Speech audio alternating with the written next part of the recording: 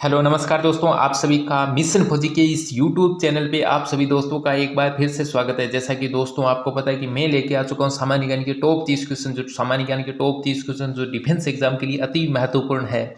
सबसे पहले हम बिना टाइम वेस्ट किए क्वेश्चनों की ओर रुख करते तो पहला क्वेश्चन आपकी स्क्रीन के ऊपर दोस्तों आ चुका है। पहला, ओलंपिक ध्वज में कुल कितने रंग होते हैं? वेरी वेरी इंपॉर्टेंट क्वेश्चन है।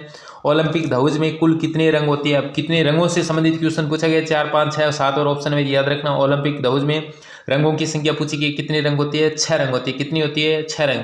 यदि मैं पूछूं आपको कि भारत का जो ध्वज है उसका नाम है तिरंगा, वो संविधान सभा द्वारा कब स्वीकार किया गया था? ये तारीख मुझे कमेंट बॉक्स में जल्दी से छाप दीजिए कि भारत का जो ध्वज है तिरंगा उसको संविधान सभा द्वारा कब स्वीकार किया गया था। अगला क्वेश्चन नंबर 2 आ चुका आपकी स्क्रीन के ऊपर। क्वेश्चन नंबर 2 दे रखा है, मोपिन भारत के किस राज्य का सांस्कृतिक उत्सव है? सांस्कृतिक उत्सव, अब आपको पता है ये स्टैटिक का है तो वेरी वेरी इंपॉर्टेंट है। सबसे पहले तो ये ध्यान रखना, मोपिन भारत के किस राज्य का सांस्कृतिक उत्सव है? याद रखना, मोपिन की बात करूं तो ये कौन सा हो जाएगा? ये अरुणाचल प्रदेश का हो जाएगा। कौन सा हो जाएगा? अरुणाचल प्रदेश।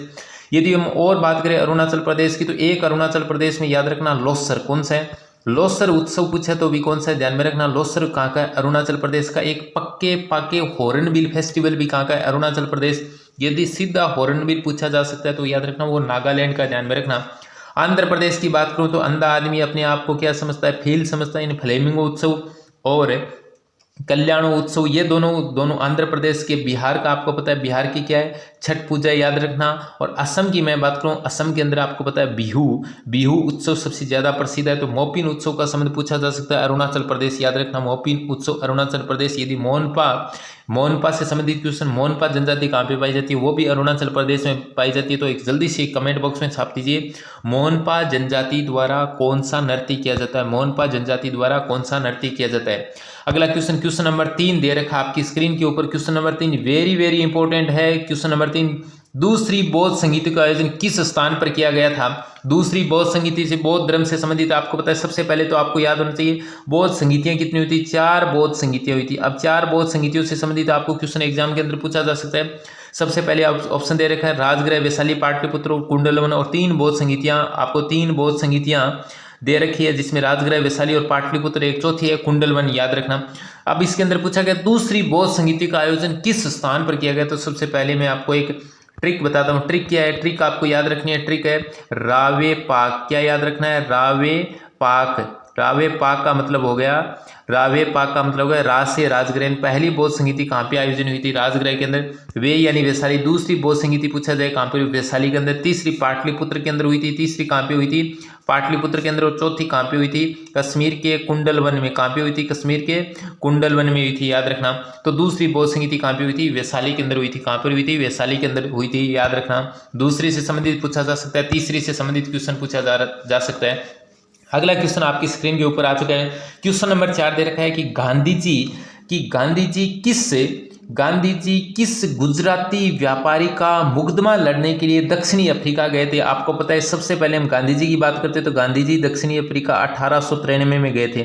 कब गए थे? याद रखना, 1893 के अंदर गांधी जी दक्षिणी अफ्रीका गए थे। 1915 के अंदर वापस लौटे थे। 9 जनवरी 1915, इसलिए 9 जनवरी को प्रवासी भारतीय दिवस के रूप में मनाया जाता है। गांधी जी किस गुजराती व्यापारी का नाम बनाना है? दादा अब्दुल्ला, दादा शेख, दादा केसर सिंह और दादा भाई नौरोजी। अब आपको पता होगा दादा भाई नौरोजी, तो आपको पता है जिसे ग्रांड ओल्ड मैन के नाम से जाना जाता है। ब्रिटेन हाउस ऑफ कॉमन्स में चुनाव लड़ने वाले पहले भारतीय भी दादा भाई नौरोजी थे। और किस मुकदमा यानी उस व्यापारी का नाम था? दादा अब्दुल्ला। याद रखना, दादा अब्दुल्ला। ये भी एग्जाम के अंदर अति इंपॉर्टेंट क्वेश्चन, महत्वपूर्ण क्वेश्चन है। याद रखना, दादा अब्दुल्ला। अगला क्वेश्चन नंबर 5 आपकी स्क्रीन के ऊपर दे रखा है, संविधान से संबंधित है, बहुत ज्यादा इंपॉर्टेंट। आजकल एग्जाम के अंदर सीधा आर्टिकल पूछा जा रहा है। संविधान के कौन से अनुच्छेद में वित्त आयोग का, नहीं, भारत के संविधान का कौन सा ऐसा आर्टिकल है जिसमें वित्त आयोग का उल्लेख है? अनुच्छेद 315, अनुच्छेद 324, अनुच्छेद 280 और अनुच्छेद 341। तो सबसे पहले मैं बात करता हूँ अनुच्छेद 315। तो इसमें 315 में लोक सेवा आयोग का वर्णन, किसका वर्णन मिलता है? लोक सेवा आयोग का। याद रखना। अनुच्छेद 324 है वो चुनाव आयोग से संबंधित है। किससे संबंधित है? चुनाव आयोग से संबंधित। किससे संबंधित है? चुनाव आयोग से संबंधित है। अनुच्छेद 280 वो वित्त आयोग से संबंधित है। याद रखना। अनुच्छेद 341 एससी यानी अनुसूचित जाति से संबंधित है। और अनुच्छेद 342 एसटी से संबंधित है। याद रखना। क्वेश्चन नंबर 5 यानी कौन सा हो जाएगा? वित्त आयोग का उल्लेख संविधान के आर्टिकल नंबर 280, 280 एंड 280 के अंदर वर्णित है। अगला क्वेश्चन, क्वेश्चन नंबर 6 दे रखा है, वेरी वेरी इंपॉर्टेंट है। आपको पता है आजकल इस प्रकार के क्वेश्चन सबसे ज्यादा एग्जाम के अंदर आ रहे हैं कि किस जनजाति द्वारा मिथन त्योहार मनाया जाता है, यानी ऐसी कौन सी जनजाति जिसके द्वारा मिथन त्योहार मनाया जाता है। मीणा, नागा, भील और कुकी। आपके सामने 4 ऑप्शन दे रखा है। सबसे पहले मैं बात करता हूं, याद रखना मिथन त्योहार वो कौन सी जनजाति का, नागा। और नागा जनजाति आपको पता है कहाँ पे पाई जाती है, नागालैंड के अंदर पाई जाती है। कहाँ पे पाई जाती है, नागालैंड राज्य की। और नागालैंड राज्य की और बात की जाए, नागालैंड आपको पता है भारत की जो नागालैंड राज्य वो भारत का पूर्वी राज्यों के अंदर आता है। और नागालैंड की और बात करें तो नागालैंड की राजधानी कोहिमा भारत की सबसे पूर्वोत्तम राजधानी, याद रखना। और मैंने एक नागा नृत्य आपको बताया था, नागा नृत्य यदि कहाँ पर स्थित है ध्यान में रखना, कहाँ का है नागा नृत्य, असम का है। कहाँ का, कौन से राज्य का, असम का है, नागालैंड है। और नागा जनजाति मिथन त्योहार, कौन सा त्योहार है, मिथन त्योहार, वेरी वेरी इंपॉर्टेंट है। अगला क्वेश्चन, क्वेश्चन नंबर दे रखा है 7 है, नील नदी का उद्गम स्थान बताना है। नील नदी का उद्गम स्थान कौन सा है, बहुत बहुत बहुत ज्यादा इंपॉर्टेंट है। कैसे इंपॉर्टेंट है, देखो नील नदी विश्व की सबसे लंबी नदी है। एक तो याद रखना ये सबसे क्या है, विश्व की सबसे लंबी नदी है नील नदी, इसलिए आपको एग्जाम के अंदर क्वेश्चन पूछा जा सकता है नील नदी से संबंधित।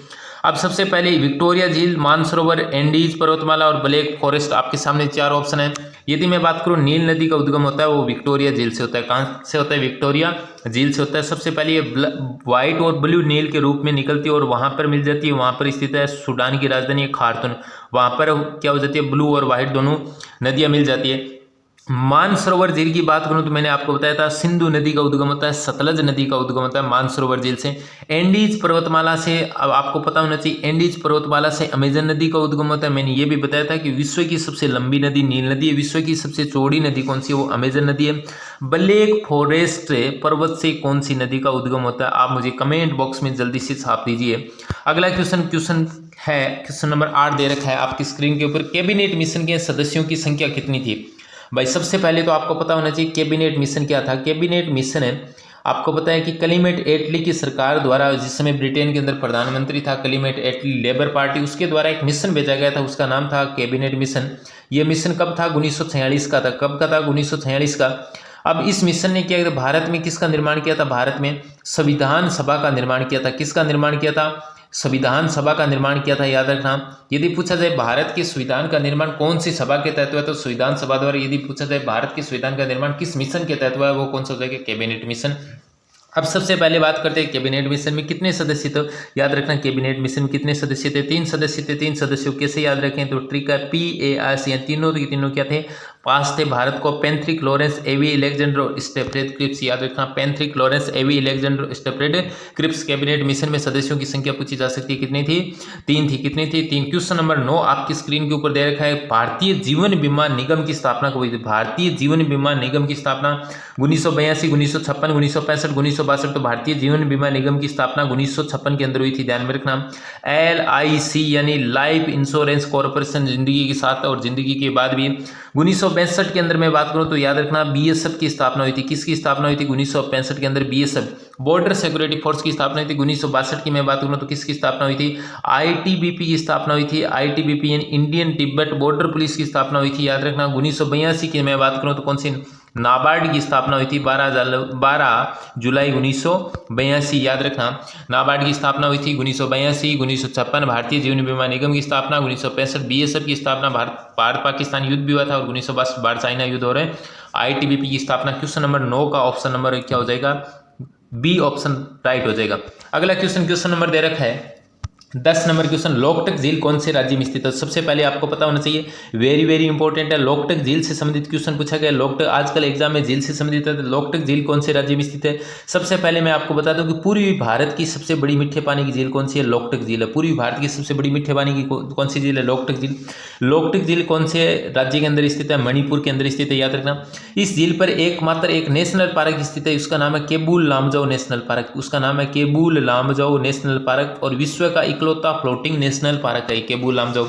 ओडिशा की मैं बात करता हूँ, ओडिशा के अंदर चिल्का झील स्थित है। केरल के अंदर पेरियार झील स्थित है। महाराष्ट्र के अंदर लोनार झील स्थित है, याद रखना। लोकटक झील कौन से राज्य के अंदर स्थित है, मणिपुर के अंदर स्थित है। अगला क्वेश्चन, क्वेश्चन नंबर 11 आपकी स्क्रीन के ऊपर दे रखा है दोस्तों, बक्सर का युद्ध किस वर्ष लड़ा गया था। अब आपको बताना है बक्सर का युद्ध किस वर्ष लड़ा गया था। बक्सर के युद्ध से संबंधित 1757, 1764, 1760 और 1773। 1773 का तो रेगुलेटिंग एक्ट है, याद रखना। 1764 के अंदर बक्सर का युद्ध लड़ा गया था और 1757 के अंदर कौन सा युद्ध हुआ था? प्लासी का युद्ध हुआ था। आपको पूछा भी जा सकता है प्लासी का युद्ध कब हुआ था? ध्यान में रखना 1757 के अंदर और 1764 में कौन सा युद्ध हुआ था? बक्सर का युद्ध हुआ था। क्वेश्चन नंबर 12 दे रखा है, आपकी स्क्रीन के ऊपर आ चुका है। क्वेश्चन नंबर 12, भारत में पहला तैरता हुआ एटीएम कौन से राज्य में स्थापित किया गया? भारत में पहला तैरता हुआ एटीएम याद रखना कहां पर स्थापित किया गया? तो ये कहां पे स्थापित किया? केरल के कोच्चि में। कहां पे? केरल के कोच्चि के अंदर स्थापित किया गया। ध्यान में रखना, कोच्चि को आपको पता है अरब सागर की इसे क्या बोलते हैं? रानी कहते हैं। कोच्चि बंदरगाह अरब सागर की क्या कहते हैं? रानी कहते हैं। केरल के अंदर भारत का पहला तैरता हुआ क्या एटीएम स्थापित किया गया? क्या स्थापित किया गया? एटीएम स्थापित किया गया। अगला क्वेश्चन, क्वेश्चन नंबर 13 आपकी स्क्रीन के ऊपर दे रखा है कि भारत में पहली महिला मुख्यमंत्री कौन बनी थी? वेरी वेरी इंपॉर्टेंट है, स्टार्ट लगा लेना। भारत की पहली महिला मुख्यमंत्री कौन बनी थी? सरोजिनी नायडू, इंदिरा गांधी, प्रतिभा देशमुख पाटिल, सुचेता कृपलानी। तो आपको याद होना चाहिए उत्तर प्रदेश की पहली और पूरे भारत की पहली सीएम सुचेता कृपलानी थी। पहली सीएम, पहली महिला सीएम थी सरोजिनी नायडू, भारत की पहली महिला राज्यपाल। इंदिरा गांधी भारत की पहली पीएम और प्रतिभा देशमुख पाटिल भारत की पहली महिला राष्ट्रपति थी। तो इसका ऑप्शन क्या हो जाएगा? सुचेता कृपलानी, उत्तर प्रदेश। याद रखना, सुचेता कृपलानी, उत्तर प्रदेश। क्वेश्चन नंबर 14 आपकी स्क्रीन के ऊपर दे रखा है, श्री सेलम बांध कौन सी नदी पर निर्मित है? श्री सेलम बांध याद रखना कृष्णा नदी पर निर्मित है। कौन से राज्य में स्थित है? ये आंध्र प्रदेश के अंदर है। कौन से राज्य में स्थित है? आंध्र प्रदेश में। तुंगभद्रा नदी, तुंगभद्रा परियोजना चंबल नदी पर आपको पता है विश्व की इकलौती ऐसी नदी है जिससे 100 किलोमीटर में कितने बांध का निर्माण है? 4 बांध, जिसमें गांधी सागर बांध, राणा प्रताप सागर, कोटा बैराज बांध और जवाहर सागर बांध स्थित है। श्री सेलम बांध कौन सी नदी पर स्थित है? कृष्णा नदी पर स्थित है। कृष्णा नदी, कमेंट बॉक्स में जल्दी से छाप दीजिए कृष्णा नदी का उद्गम कहां से होता है? कृष्णा नदी पर स्थित है और कौन से राज्य में स्थित है? आंध्र प्रदेश के अंदर स्थित है। याद रखना। अगला क्वेश्चन, क्वेश्चन नंबर 15 दे रखा प्रसिद्ध स्थल है धोलावीरा कौन से राज्य में स्थित है? प्रसिद्ध स्थल से संबंधित है धोलावीरा कौन से राज्य में स्थित है? तो आपको सबसे पहले तो देखो धोलावीरा की मैं बात करता हूं तो यहाँ स्टेडियम के शख्स से मिले थे और ये कहां पर स्थित है? गुजरात, महाराष्ट्र, उत्तर प्रदेश। ये कहां पर स्थित है? गुजरात के अंदर स्थित है। धोलावीरा कहां पर स्थित है? गुजरात के अंदर स्थित है। सिंधु सभ्यता सबसे सुंदर नगर, यानी सुंदर नगर को धोलावीरा को दर्जा प्राप्त है। सिंधु सभ्यता सबसे सुंदर नगरों की श्रेणी में आता है धोलावीरा और ये कहां पर स्थित है? गुजरात के अंदर स्थित है। धोलावीरा से स्टेडियम के साक्ष्य मिले, आपको पता होना चाहिए। महाराष्ट्र के अंदर दयमाबाद स्थल है, उत्तर प्रदेश में अंतरजी खेड़ा स्थल है और राजस्थान के अंदर बात करें तो कालीबंगा सभ्यता राजस्थान के अंदर स्थित है, हनुमानगढ़ डिस्ट्रिक्ट के अंदर। अगला क्वेश्चन, क्वेश्चन नंबर 16 दे रखा है स्किल इंडिया मिशन। आजकल आपको पता है एक एग्जाम के अंदर आता है कि किसी न किसी मिशन से संबंधित, योजना से संबंधित आता है। स्किल इंडिया मिशन योजना की शुरुआत किस वर्ष की गई थी? 28 अगस्त 2014, 9 मई 2015, 15 जुलाई 2015, 22 जनवरी 2015। सबसे पहले आपको बताएं इस 22 जनवरी 2015 बेटी बचाओ बेटी पढ़ाओ की अभियान की शुरुआत हुई थी। कहाँ से हुई थी? याद रखना, यह पानीपत हरियाणा से हुई थी और 15 जुलाई 2015 को स्किल इंडिया मिशन की योजना की शुरुआत की गई थी। 15 जुलाई 2015 को स्किल इंडिया मिशन योजना की शुरुआत की गई थी, याद रखना। उसके बाद में अगला क्वेश्चन, क्वेश्चन नंबर 17 दे रखा आपकी स्क्रीन के ऊपर त्रिभुज आकार वाला महासागर कौन सा? सबसे पहले हमको बताना है कि त्रिभुज आकार वाला महासागर कौन सा? प्रशांत महासागर, अटलांटिक, आर्कटिक और अंटार्कटिक। तो याद रखना प्रशांत महासागर। कौन सा प्रशांत महासागर? प्रशांत महासागर। इसे पैसिफिक ओशियन के नाम से जाना जाता है। वैसे अंग्रेजी को ओ के समान स्थित है, अटलांटिक एस के समान स्थित है। त्रिभुज आकार में महासागर, इसका आकार त्रिभुज आकार है और कौन सा हो जाएगा? प्रशांत महासागर हो जाएगा। अगला क्वेश्चन, क्वेश्चन नंबर 18 दे रखा है ओखा बंदरगाह भारत के किस राज्य में स्थित है? ओखा बंदरगाह भारत के किस राज्य में स्थित है? ओखा बंदरगाह भारत के किस राज्य में स्थित है? महाराष्ट्र के अंदर, गुजरात के अंदर, केरल के अंदर, आंध्र प्रदेश के अंदर। याद रखना ओखा बंदरगाह कौन से राज्य के अंदर स्थित है? तो सबसे पहले आपको पता होना चाहिए ये गुजरात राज्य के अंदर स्थित है। यदि मैं बात करूं रत्नागिरी कहां पर स्थित है? तो रत्नागिरी महाराष्ट्र के अंदर स्थित है। याद रखना मुंबई बंदरगाह भी महाराष्ट्र के अंदर स्थित है। केरल के अंदर कोचीन बंदरगाह, आंध्र प्रदेश के अंदर कौन सा है? विशाखापत्तनम बंदरगाह। ओखा बंदरगाह कहां पर स्थित है? गुजरात के अंदर स्थित है, याद रखना। अगला क्वेश्चन, क्वेश्चन नंबर 19 दे रखा आपकी स्क्रीन के ऊपर, वेरी वेरी इंपॉर्टेंट है, याद रखना। आजकल एग्जाम के अंदर पूछा जा रहा है, वेरी वेरी इंपॉर्टेंट है, नृत्य से संबंधित। सुआ कौन से राज्य का प्रसिद्ध लोक नृत्य? सुआ कौन से राज्य का प्रसिद्ध लोक नृत्य? सुआ नृत्य की बात करते हैं आंध्र प्रदेश, अरुणाचल प्रदेश, छत्तीसगढ़ और हरियाणा। तो याद रखना छत्तीसगढ़ का कौन सा नृत्य है? सुआ नृत्य। आप छत्तीसगढ़ में कौन कौन से नृत्य देखो, नवारानी नृत्य, बागमती नृत्य, कापालिक नृत्य, चंदेनी नृत्य, सुआ नृत्य, पंडवानी नृत्य। ये सारे सारी नाचा नृत्य छत्तीसगढ़ के नृत्य है। आंध्र प्रदेश को आपको पता है बोनालू नृत्य, गोबी नृत्य, बथुकम्मा नृत्य और कौन सा होगा वीर नाट्यम नृत्य।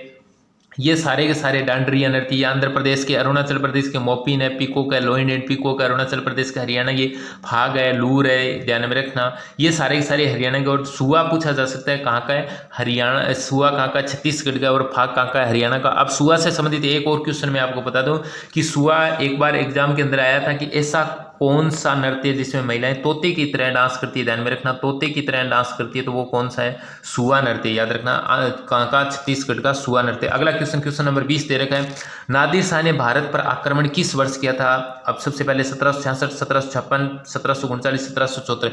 नादिर शाह ने भारत पर आक्रमण किया था 1739 के अंदर। कब किया था? 1739 के अंदर, याद रखना। अगला क्वेश्चन, क्वेश्चन नंबर 21 दे रखा है, बिना हम टाइम खराब के जल्दी जल्दी क्वेश्चनों की और अगले क्वेश्चनों की ओर बढ़ रहे हैं। एक बार जल्दी से आप क्या कीजिए, सेशन को शेयर कर दीजिए और लाइक कर दीजिए वीडियो आपको अच्छा लग रहा है तो। सबसे पहले दे रखा है, ऋग्वेद के कौन से, यानी क्वेश्चन नंबर 21 दे रखा है, ऋग्वेद के कौन से मंडल में 10 राजाओं के बीच युद्ध का वर्णन मिलता है? ऋग्वेद के कौन से मंडल में 10 राजाओं के मध्य युद्ध का वर्णन मिलता है? तीसरा, चौथा और सातवां और 10वां, याद रखना। सातवां मंडल है जिसके अंदर 10 राजाओं या 10 राज के युद्ध का उल्लेख मिलता है, याद रखना।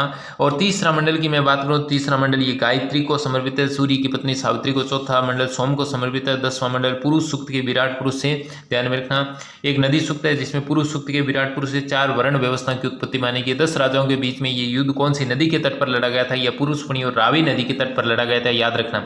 अगला क्वेश्चन, क्वेश्चन नंबर आपकी स्क्रीन के ऊपर क्वेश्चन नंबर 22 आ चुका है, हरित क्रांति की शुरुआत कहां से हुई थी? भारत में हरित क्रांति नहीं, ये पूछा जा रहा है हरित क्रांति की शुरुआत कहां से हुई? मैक्सिको से, फ्रांस से, ब्रिटेन से, चीन से, याद रखना मैक्सिको से। और आपको पता है कि मैक्सिको के अंदर नॉर्मल बोरलॉग को हरित क्रांति का सूत्रधार माना जाता है, इसका जनक माना जाता है। भारत के अंदर MS स्वामीनाथन को कहा जाता है, हाल ही में इसको भारत रत्न दिया जाएगा। और हम बात करते हैं कि हरित क्रांति सबसे पहले 1966-67 में पंजाब हरियाणा क्षेत्र में यानी धान की खेती, चावल और गेहूं की खेती की पैदावार को बढ़ाने के लिए शुरू की गई थी, मैक्सिको से हुई थी, ध्यान में रखना। भारत में हरित क्रांति का जनक किसे कहा जाता है? MS स्वामीनाथन को कहा जाता है। क्वेश्चन नंबर 22 का ऑप्शन नंबर ए राइट हो जाएगा। अगला क्वेश्चन, क्वेश्चन नंबर 23 दे रखा है, समुद्रगुप्त ने दक्षिणापथ के कितने शासकों को पराजित किया था? भाई समुद्रगुप्त ने दक्षिणापथ के कितने शासकों? सबसे पहले तो आपको पता है समुद्रगुप्त को भारत का नेपोलियन कहा जाता है। क्या कहा जाता है? भारत का क्या कहा जाता है? नेपोलियन कहा जाता है, याद रखना। भारत का नेपोलियन किसने कहा था? विंसेंट स्मिथ ने कहा था। और दक्षिणापथ के कितने शासकों को पराजित किया? 10, 8 और 12, तो याद रखना कितने शासकों को? 12 शासकों को पराजित किया था। दक्षिणापथ के कितने शासकों को? 12 शासकों। आप जल्दी से कमेंट बॉक्स में जवाब दीजिए, उत्तरापथ के कितने राजाओं को पराजित किया था? अगला क्वेश्चन, क्वेश्चन नंबर है 24 दे रखा है, भारतीय प्रेस का मुक्तिदाता कौन है? भारतीय प्रेस का मुक्तिदाता किसे कहा जाता है? चार्ल्स मेटकॉक को, लॉर्ड एलिनब्रो को, लॉर्ड डलहौजी को, लॉर्ड कॉर्नवालिस को, याद रखना। भारतीय प्रेस का मुक्तिदाता किसे कहा जाता है? चार्ल्स मेटकॉक को कहा जाता है। लॉर्ड कॉर्नवालिस को स्थायी बंदोबस्त के लिए जाना जाता है। लॉर्ड डलहौजी जिसके काल में आपको तो ट्रेन की शुरुआत हुई थी, और चार्ल्स मेटकॉक को क्या कहता है? प्रेस का क्या कहा जाता है? मुक्तिदाता कहा जाता है। अगला क्वेश्चन, क्वेश्चन नंबर 25 दे रखा है, गुलाम वंश की स्थापना कुतुबुद्दीन ऐबक ने किस वर्ष की थी? याद रखना 1206 के अंदर। 1206 से लेकर 1210 तक कौन रहा था? कुतुबुद्दीन ऐबक रहा था, जिसकी मृत्यु चौगान या पोलो खेलते समय घोड़े से गिरने से हो गई। उसके बाद में 1236 से 1240 आपको पता है रजिया सुल्तान का शासन है। उसके बाद में यह भारत की पहली महिला शासिका है जिसका क्या नाम था? रजिया सुल्तान था। अगला क्वेश्चन, क्वेश्चन नंबर 26 दे रखा, मोहम्मद गजनी ने भारत पर कितनी बार आक्रमण किया था? 15, 16, 17, 18, याद रखना। मोहम्मद गजनी ने भारत पर कितनी बार आक्रमण किया था? 17 बार आक्रमण किया था। और मोहम्मद गजनी का 1025 के अंदर किस मंदिर पर? सोमनाथ। और सोमनाथ मंदिर कहां पर स्थित है? गुजरात के अंदर स्थित है, याद रखना। अगला क्वेश्चन, क्वेश्चन नंबर 27 दे रखा है, संविधान में कौन से अनुच्छेद के तहत राष्ट्रपति के शपथ का उल्लेख, यानी संविधान का ऐसा कौन सा आर्टिकल है जिसमें राष्ट्रपति के शपथ का उल्लेख है? 60, 61, 72 और 52। अनुच्छेद 60, अनुच्छेद 61, अनुच्छेद 72 और 52, याद रखना। अनुच्छेद 60 के अंदर क्या शपथ है? अनुच्छेद 61 के अंदर महाभियोग है। अनुच्छेद 72 के अंदर समाधान। और अनुच्छेद 52 के अंदर क्या है? अनुच्छेद 52 के अंदर क्या है? ध्यान में रखना, भारत में क्या होगा? राष्ट्रपति होगा। राष्ट्रपति पद के लिए उल्लेख है। अगला क्वेश्चन, क्वेश्चन नंबर 28 आपकी स्क्रीन के ऊपर आ चुका है, प्रसिद्ध शहर हैदराबाद कौन सी नदी के तट पर स्थित है? गोदावरी नदी, मूसी नदी, सरयू नदी, गंगा नदी, याद रखना कौन सी नदी पर है? मूसी नदी, गोदावरी नदी। नासिक शहर स्थित है, सरयू अयोध्या और गंगा हरिद्वार शहर स्थित है, ध्यान में रखना। हैदराबाद कौन सी नदी पर स्थित है? मूसी नदी के तट पर स्थित है, मूसी नदी के तट पर स्थित है।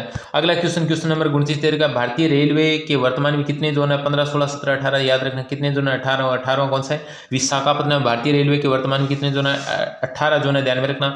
सबसे पहले 1853 से मुंबई से थाने की ओर, ध्यान में रखना, चली थी। और कितनी दूरी? 34 किलोमीटर दूरी 1853 लॉर्ड डलहौजी के समय। और वर्तमान में कितने जोन है? 18 रेलवे जोन है। आज की क्लास का अंतिम क्वेश्चन दे रखा है दोस्तों, यूनेस्को ने हेरिटेज साइट में शांति निकेतन को शामिल किया है, जो कौन से राज्य में स्थित है? यूनेस्को की हेरिटेज साइट है शांति निकेतन, कौन से राज्य में स्थित है? पश्चिम बंगाल, उत्तर प्रदेश, कर्नाटक और हिमाचल प्रदेश, याद रखना। ये कहाँ का है? शांति निकेतन। और शांति यह पश्चिम बंगाल का, कहाँ का? पश्चिम बंगाल का शांति निकेतन कौन से राज्य में स्थित है? पश्चिम बंगाल में। कौन से राज्य में स्थित है? पश्चिम बंगाल के अंदर स्थित है। अब देखो कल की क्लास के अंदर मैंने लास्ट में 5 क्वेश्चन दिए थे। आप बहुत सारे जो स्टूडेंट थे उन्होंने क्वेश्चन भी दे दिए। एक क्वेश्चन का उन्होंने क्वेश्चन मतलब एक क्वेश्चन भी उन्होंने किया है कि 1582 में कौन सी घटना हुई थी। 1582 में दिवेर का युद्ध हुआ था, जिसे मेवाड़ का मैराथन कहा जाता है 1582 का, ये मैं पहले बता दूं। और हम चेक कर लेते हैं वो 5 क्वेश्चन जिन्होंने आपने उत्तर कमेंट बॉक्स में दिया था, वो 5 क्वेश्चन कौन कौन से थे और कौन कौन से आपको क्वेश्चन राइट होते। एक बार और मुझे बता देना कौन कौन से क्वेश्चन राइट हुए थे। सबसे पहले जो मैंने आपको दिए थे 5 क्वेश्चन जिनको कल घर पे करना था, यानी होमवर्क के रूप में, जो करके मतलब है जैसे मतलब ऐसा माहौल बन जाए जैसे ये हम ऐसे ऑफलाइन ही पढ़ रहे हैं, पूरा पूरा कैसा माहौल बन जाए, ऑफलाइन वाला माहौल बनना चाहिए। तो मैंने आपको होमवर्क के तौर पर करने के तौर पर 5 क्वेश्चन दिए थे। सबसे पहले दे रखा है मैंने, प्रथम नगर कौन सा था जिस पर परमाणु बम गिराया गया था, याद रखना ये कौन सा नगर था, हिरोशिमा नगर। कौन सा था, हिरोशिमा। आपको पता है सेकंड विश्व युद्ध के अंदर परमाणु बम हिरोशिमा नागासाकी 6 अगस्त 9 अगस्त 1945 को गिराए गए थे, याद रखना हिरोशिमा पर। हिरोशिमा कहाँ का शहर स्थित है, जापान का शहर स्थित है। हिरोशिमा और नागासाकी आपने नाम सुना होगा। हिरोशिमा पर 6 अगस्त और नागासाकी पर 9 अगस्त। प्रसिद्ध, अगला क्वेश्चन 2 नंबर, प्रसिद्ध शास्त्रीय नृत्य कुचिपुड़ी का संबंध कौन से, आपको पता है कुचिपुड़ी अंधा आदमी नहीं खाएगा भाई, कुचिपुड़ी को क्या खाएगा, आंध्र प्रदेश है। प्रथम गोलमेज सम्मेलन का आयोजन कब हुआ था, 1930 के अंदर। कब हुआ था, 1930 के अंदर हुआ था प्रथम गोलमेज सम्मेलन का। किस मुगल शासक ने न्याय की जंजीर आगरा में लगाई थी, तो याद रखना जहांगीर ने। किसने लगाई थी, जहांगीर ने लगाई थी। किसने लगाई थी, जहांगीर ने लगाई थी। गांधी इरविन समझौता 5 मार्च 1931 को हुआ था। 5 मार्च 1931 को गांधी इरविन समझौता हुआ, याद रखना 5 मार्च 1931।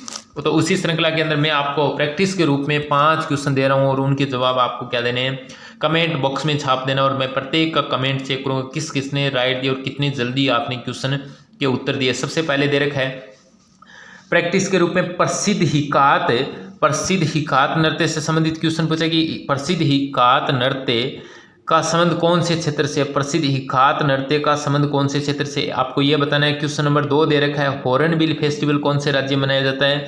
और अगला दे रखा है, भारतीय राष्ट्रीय कांग्रेस की स्थापना कब हुई थी। अगला दे रखा है, राष्ट्रीय महिला आयोग का गठन किस वर्ष हुआ, पहला वित्त आयोग का गठन किस वर्ष किया गया था, याद रखना। यह प्रैक्टिस के रूप में इन क्वेश्चनों के आपको जवाब देने। और मैंने आपने एक क्वेश्चन मेरे को पूछा था किसी ने, तो ये मैं बता दूं 1582 में कौन सी घटना हुई थी। 1582 में दिवेर का युद्ध हुआ, जिसे मेवाड़ का मैराथन के नाम से, मेवाड़ का मैराथन कहते हैं, याद रखना 1582 की घटना। और ये 5 क्वेश्चन मैंने आपको दिए, इनके जवाब आप कमेंट बॉक्स में छाप दो जल्दी से। और आज की क्लास को मैं यही विराम देता हूं और आपको उम्मीद करता हूं कि क्लास अच्छी लगी है। तो आप मिशन फौजी की इस यूट्यूब चैनल को सब्सक्राइब कर लीजिए और वीडियो को लाइक कर लीजिए और अपने दोस्तों के साथ में जितने भी ग्रुप वगैरह उनके साथ सभी के साथ क्या कर दीजिए, शेयर कर दीजिए, जो डिफेंस एग्जाम की क्या कर रहे हैं, तैयारी कर रहे हैं। तो आज की क्लास को मैं यही विराम देता हूं दोस्तों, मिलते हैं नेक्स्ट क्लास के अंदर। तब तक ऐसे ही अपना प्यार बनाए रखें। जय हिंद, जय भारत, वंदे मातरम।